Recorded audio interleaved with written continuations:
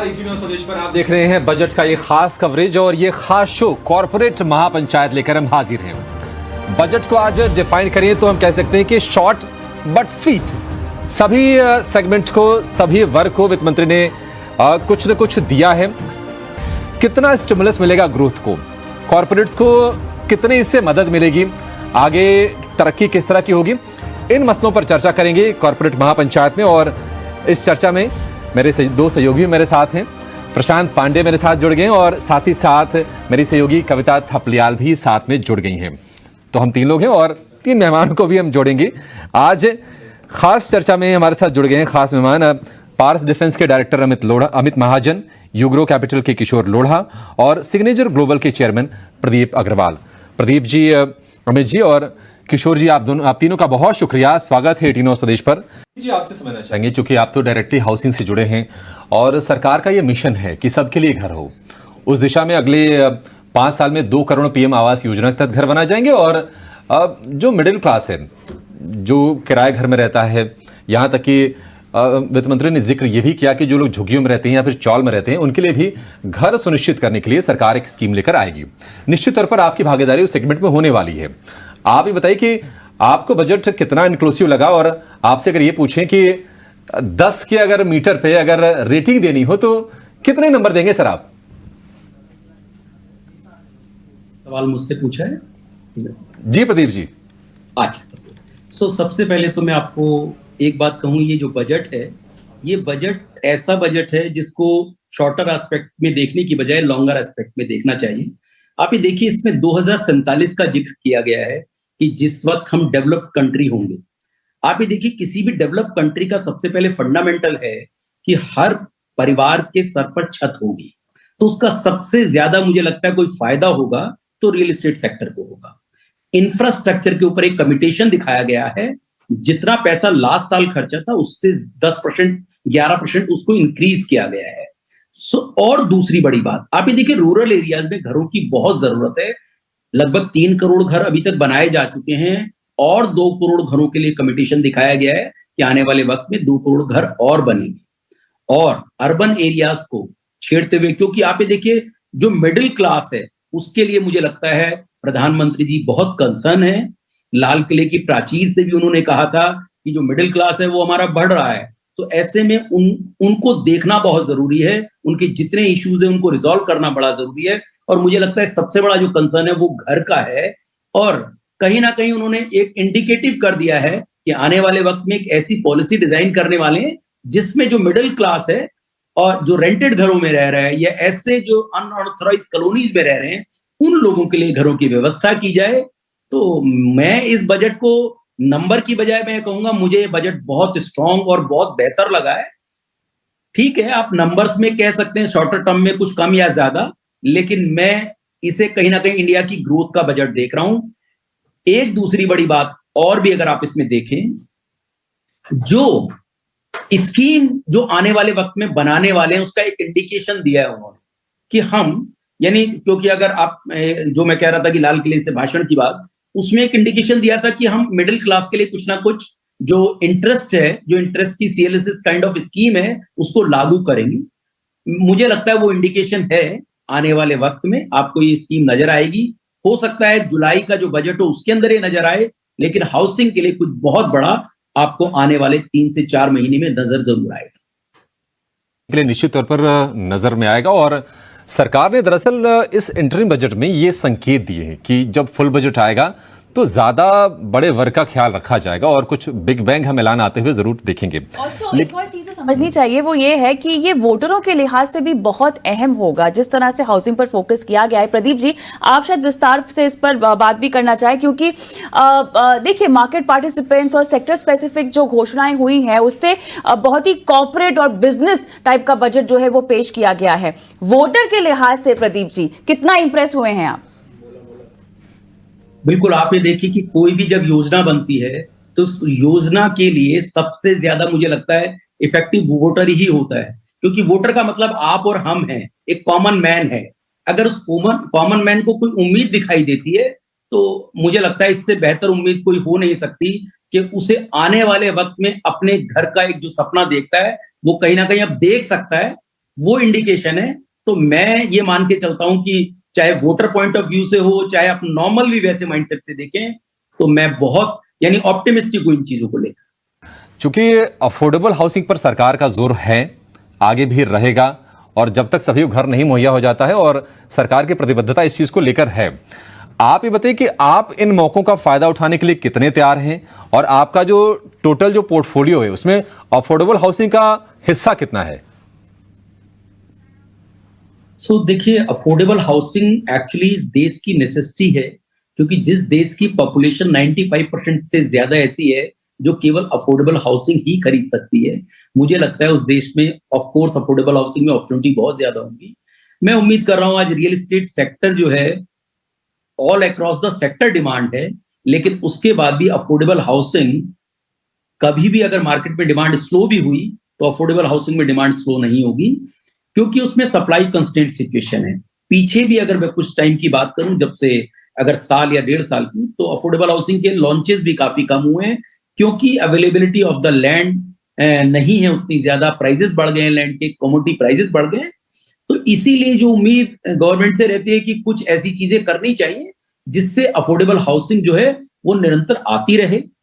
अगर आप signature global के पोर्टफोलियो की बात करेंगे तो लगभग आज की डेट में 60 से 65% हमारा अफोर्डेबल हाउसिंग फोकस्ड प्रोडक्ट है, जिसके अंदर हम 25 से 30 लाख रुपए का मेट्रो सिटीज के अंदर घर बनाते हैं, और मेजरली जितने हमारी जो घर हैं वो गुरुग्राम एरिया में है। तो गुरुग्राम आप देखिए मिलेनियम सिटी है, आज की डेट में यहाँ पर एम्प्लॉयमेंट का जनरेशन बहुत ज्यादा है, और अगर किसी भी पर्सन के लिए, किसी भी एक आइडियल फैमिली के लिए रहने के लिए जो जगह है, तो मुझे लगता है वो गुरुग्राम उसकी प्रिफरेबल लिस्ट के अंदर है।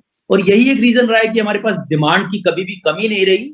जब भी हमने कोई प्रोजेक्ट लॉन्च किया है, हमने बहुत शॉर्टर टाइम में उसे सेल किया है। आने वाले वक्त में मुझे लग रहा है कि और कंपनी आने वाले वक्त में ऐसे प्रोजेक्ट लॉन्च करेगी। और एक चीज मैं बहुत क्लियर हूं कि गवर्नमेंट का फोकस भी ऐसी पॉलिसीज की तरफ रहने वाला है जिससे अफोर्डेबल हाउसिंग फिर से बूस्ट कर सके। एक चीज मैं इसमें और ऐड करूंगा, जिसका फोकस आज रहा भी है बजट के अंदर, कि जो इंडिया है वो एक रिलीजियस कंट्री है, तो उन्होंने ऐसे रिलीजियस प्लेसेस को थोड़ा सा हाईलाइट करने की कोशिश की है जिससे थोड़ा टूरिज्म के ऊपर एक इम्पैक्ट आ सके। चाहे हम अयोध्या की बात करें या आने वाले और भी ऐसे कॉरिडोर्स बने फिर से, जिससे होगा क्या कि जो हमारे देश की जो पॉपुलेशन है वो अगर उन एरियाज में जाएगी तो वहां पर अपॉर्चुनिटीज बढ़ेगी, तो ऑफ कोर्स वहां का पूरा इकोसिस्टम रन करेगा। और किसी भी देश के अंदर अगर पूरा उसका इकोसिस्टम रन करता है तो जीएसटी या कोई भी टैक्सेस हो वो इंक्रीज होंगे, जो कहीं ना कहीं इस देश की प्रगति में बहुत बड़ा रोल प्ले करेगा। प्रदीप जी, आपसे ना किस दिन मिलना पड़ेगा सर। मैं भी दिल्ली एनसीआर में रहता हूँ, और आपने कहा कि गुड़गांव में अफोर्डेबल हाउसिंग, मतलब मुझे सुन के थोड़ा सा आश्चर्य भी हो रहा है, और कहते हैं कि मन में कौतूहल भी है कि आखिर है कहाँ। सर वाकई गुड़गांव में अफोर्डेबल हाउसिंग है? बिल्कुल, आपको साइबर सिटी से सारे 30 मिनट की ड्राइविंग डिस्टेंस के ऊपर ही अवेलेबिलिटी है। अरे वाह। अग्रवाल साहब, टूरिज्म पर ही मैं आपका भी टेक लेना चाहती हूँ। आपकी जगह तो आप मुझे बताइएगा, लेकिन उसके साथ साथ इस पूरे सेक्टर के इस तरह से ओपन अप होने का और इतने फोकस का आप अपने लिए क्या फायदा देख रहे हैं या ढूंढ रहे हैं? तो कविता जी देखिए, हमारे जो प्रधानमंत्री जी हैं वो कोई भी जब चीज करते हैं वो स्टेटमेंट बन जाता है। आप ये देखिए, कुछ नहीं किया, केवल लक्षद्वीप के समुद्र पर एक चेयर डालकर बैठे और पूरा का पूरा जो सेक्टर है वो कहीं ना कहीं टूरिज्म को लेकर इतना एक एनर्जेटिक हो गया। सो आप ये समझिए कि किस टाइप की हम एक एनर्जी देख रहे हैं पूरे के पूरे एनवायरनमेंट के अंदर। आप ये देखिए कि जो अयोध्या में जो रामलला की स्थापना हुई वो भी एक इतना बड़ा इवेंट बना, जिसके विश्व के पूरे कोने कोने में वो गया, और लोगों को बड़ा उत्साह भी है कि आज भी हर व्यक्ति चाहता है कि मैं एक बार जरूर दर्शन करके आऊं। मैं टूरिज्म को लेकर, जबकि मैं इस इंडस्ट्री से नहीं हूं, लेकिन मैं बहुत पॉजिटिव हूं। मुझे लगता है कि आने वाले वक्त में और बड़ी चीजें अनलॉक होंगी। अभी तो ये केवल शुरुआत है। अभी तो आप ये मान के चलिए कि केवल एक अयोध्या एक ऐसा धाम बना है जिसके अंदर ये स्टार्ट हुआ है। मुझे लगता है अभी वृंदावन है और भी बहुत सारी ऐसी रिलीजियस प्लेस हैं जहां पर मुझे लगता है आने वाले वक्त में आप ऐसे ही उत्साह देखेंगे। और आपने जो शुरू में सबसे पूछा था कि आप कहाँ जाना चाहेंगे, तो मेरा एक बड़ा सिंपल सा स्टेटमेंट उसके अंदर है कि पहले राम, फिर काम और फिर आराम। पहले राम, फिर काम, फिर आराम। प्रदीप जी, इसी प्रश्न को थोड़ा सा और आगे मैं बढ़ा देता हूं। ये तो बिल्कुल आपकी व्यक्तिगत बातचीत हो गई, लेकिन अब अयोध्या में जिस तरह से गतिविधियां चल रही हैं, रिलीजियस टूरिज्म डेवलप तो हो ही चुका है, अब उसको नेक्स्ट लेवल पहुंचाने की तैयारी है। अच्छा, लोग क्या कर रहे हैं ना कि वहां पर ज़मीनें खरीद रहे हैं, घर खरीदने की तैयारी कर रहे हैं। अभी कुछ दिन पहले खबर आई थी कि अमिताभ बच्चन साहब ने 14 करोड़ रुपए की ज़मीन खरीदी है अयोध्या के आसपास। तो आप ये बताइए कि आप तो दिल्ली एनसीआर में काफ़ी प्रोमिनेंट प्लेयर हैं, क्या आप दिल्ली एनसीआर से उठ के अपनी कंपनी को लेकर वहां नहीं पहुंचाना चाह रहे अयोध्या या फिर उसके आसपास? देखिए, ये थोड़ी सा इस पॉइंट पे मैं आपको कहूंगा कि अभी हम बहुत फोकसली दिल्ली एनसीआर पर काम कर रहे हैं, क्योंकि हमारा जो पोर्टफोलियो है अपकमिंग वो बहुत स्ट्रांग है। लगभग आने वाले 2 साल में हम 30 मिलियन से ज्यादा 30 मिलियन स्क्वायर फीट से ज्यादा के लॉन्चेस लेकर आने वाले हैं। सो अभी हमारा फोकस एरिया नहीं है वो रिलीजियस प्लेस, लेकिन मुझे लगता है कि ऑफ कोर्स अभी तो ये अनलॉक होना शुरू हुआ है। आप अभी अयोध्या को ये ना समझे कि वो डन है। मुझे लगता है कि वहां पे आज से पहले अगर मैं बात करूं 2 साल पहले, तो जो लैंड्स के बायर हैं बहुत कम होते थे। पहली बार बड़े कॉर्पोरेट्स ने वहां पर स्टेप रखा है। मुझे लगता है अभी तो शुरू हुई है कहानी। अभी आप देखिएगा आने वाले 5 से 7 सालों में ये आपको जो लैंड के प्राइजेस हैं या वहां पर होने वाले जो डेवलपमेंट है वो नेक्स्ट लेवल पर नजर आएंगे, और वो पूरे के पूरे कंट्री के इकोसिस्टम को कहीं ना कहीं एक बहुत बड़ा बूस्ट देने वाले। प्रदीप जी, आपसे ही समझना चाहेंगे सर। देखिए, लास्ट ईयर अगर हम रियल एस्टेट की बात करें तो गजब की हमने तेजी देखी। रियल एस्टेट शेयरों की बात कर लें और इंडस्ट्री में ग्रोथ भी गजब की रही। प्री सेल्स के नंबर शानदार आ रहे थे, रिजल्ट्स बहुत अच्छे आ रहे थे। अच्छा, 2024 आते आते एक तनाव हो गया कि इंटरेस्ट रेट थोड़ी ऊपर चली गई। क्या आपको लगता है कि इंटरेस्ट रेट का जो तनाव है उसको कहीं ना कहीं सरकार ने बजट में जो ऐलान किए हैं उससे थोड़ा सा दूर करने मदद मिल जाएगी? देखिए, जो इंटरेस्ट रेट है मुझे लगता है बहुत ज्यादा ऐसा भी चैलेंज नहीं बने हैं, क्योंकि आप ये देखिए अगर हम वर्ल्ड लेवल की बात करें तो बहुत ज्यादा वहां इंटरेस्ट में वेरिएशन आया है इंटरेस्ट रेट के ऊपर। मुझे लगता है अभी आरबीआई ने वाइजली इसको हैंडल किया है, तो अभी तक ऐसा कोई इंपैक्ट रियल एस्टेट पर नजर नहीं आया है। और जैसा कि आपने बिल्कुल ठीक कहा कि रियल एस्टेट सेक्टर जो है वो उसने बहुत बेहतरीन काम किया है। तो मेरे पास इसके लिए एक लाइन है कि real estate sector looking like a wow. So आप ये देखिए कि इतना बेहतरीन काम इसमें हुआ है जिसमें अभी तो मुझे कुछ सोचने के लिए ये नहीं लग रहा कि कोई प्रॉब्लम है। और जैसा कुछ रिपोर्ट्स बता रही हैं, आने वाले 2 से 3 साल भी रियल एस्टेट के लिए बहुत बेहतरीन रहने वाले हैं। अभी केवल ये स्टार्ट हुआ है। आप अक्सर क्या होता है कि हम लोगों ने एक रियल एस्टेट की मंदी देखी है, तो मंदी देखने के बाद हमेशा ये लगता है कि कहीं ये स्पेकुलेटिव बाइंग तो नहीं है, कहीं ये कोई फिर से कोई प्रॉब्लमेटिक एरिया क्रिएट नहीं होंगे। लेकिन मुझे लगता है कि इस बार एक बहुत बड़ा चेंज है रेगुलेटर का आना। रेरा 2017 में जब इंप्लीमेंट हुआ है उसके बाद जितने प्रोजेक्ट लॉन्च हुए हैं उसमें से 90% की डिलीवरी हुई है। तो ये एक कहीं ना कहीं बहुत बड़ी बात है कि पूरी की पूरी इंडस्ट्री के ऊपर एक ट्रस्ट बना है, और यही एक चीज है जो रियल एस्टेट सेक्टर को आगे लेकर जाए।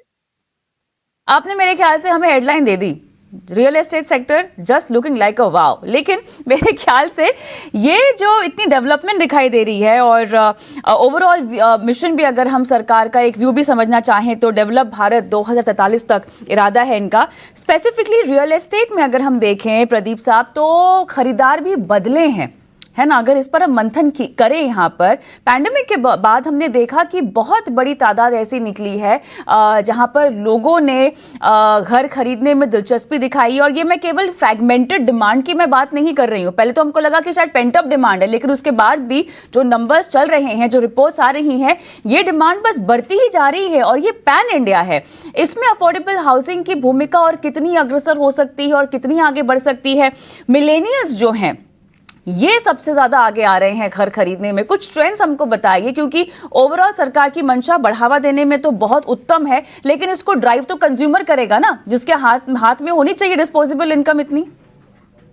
बिल्कुल। तो कविता जी, इसमें देखिए थोड़ा सा क्या हुआ है, जब कोविड के बाद जो रियल एस्टेट सेक्टर अनलॉक हुआ है उसके पीछे एक रीजन रहा है कि लोगों के माइंड में एक चीज बहुत क्लियर आई कि छोटा या बड़ा कैसा भी हो, एक घर अपना जरूर होना चाहिए।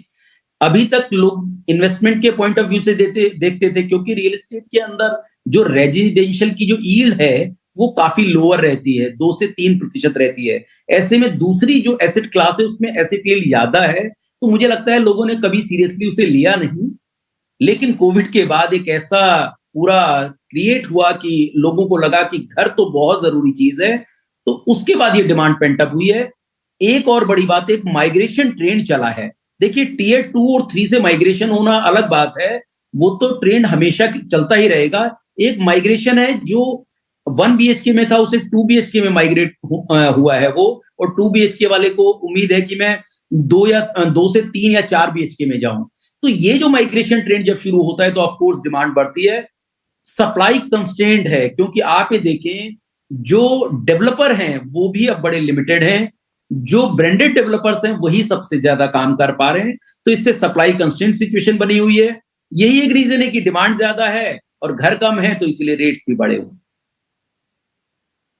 तो आज के शो में मेरे साथ मेरी सहयोगी कविता और अभिषेक के साथ इतना ही, और आगे भी स्पेशल शो हम आपके लिए लेकर आने वाले हैं, और ये होगा मार्केट का महापंचायत। देखना मत भूलिए इस छोटे से ब्रेक के बाद।